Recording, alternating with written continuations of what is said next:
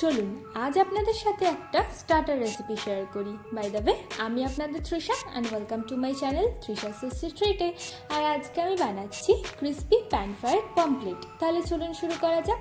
এই crispy pan fried pomfret বানানোর জন্য আমি এখানে দুটো মিডিয়াম সাইজের পমফ্রেট মাছ নিয়েছি।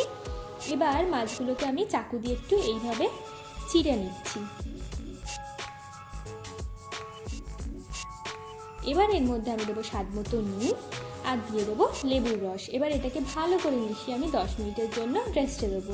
এতে মাছের গায়ে যে আষ্টে গন্ধ সেটা কিন্তু অনেকটাই কমে যায়।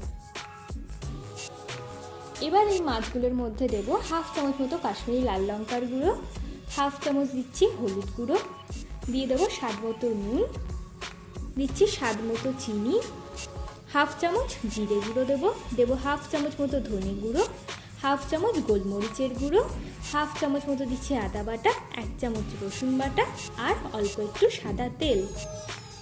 এবার এটাকে আমি খুব ভালো করে মিশিয়ে 8 ঘন্টার জন্য এটাকে আমরা রেস্টে দেবো। আচ্ছা, আমি এখানে প্যানকো ব্রেড ক্রামস নিয়ে নিয়েছি।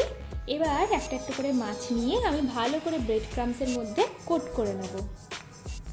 দেখুন, একটা মাছ হয়ে গেছে। এইভাবে আমি আরেকটা মাছও করে নিচ্ছি।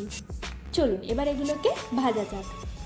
তার জন্য প্যানের মধ্যে আমি দিয়ে দিচ্ছি সাদা তেল, আর তেলটাকে আমি গরম করে নেব।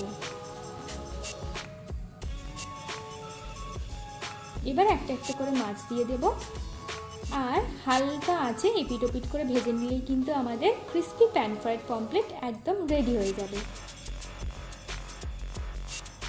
দেখুন, আমাদের মাছগুলো কিন্তু ভালো করে সিদ্ধ হয়ে গেছে। চলুন এবার এটাকে আমরা সার্ভ করে নিই। আমার ভিডিওটি যদি আপনাদের ভালো লেগে থাকে তাহলে প্লিজ একটি লাইক করবেন, প্রচুর শেয়ার করবেন, আর এরকম আরও ভিডিও দেখতে আমার চ্যানেলটিকে সাবস্ক্রাইব করবেন। আর রেসিপিটি কেমন লাগলো আমাকে অবশ্যই জানাবেন। টাটা।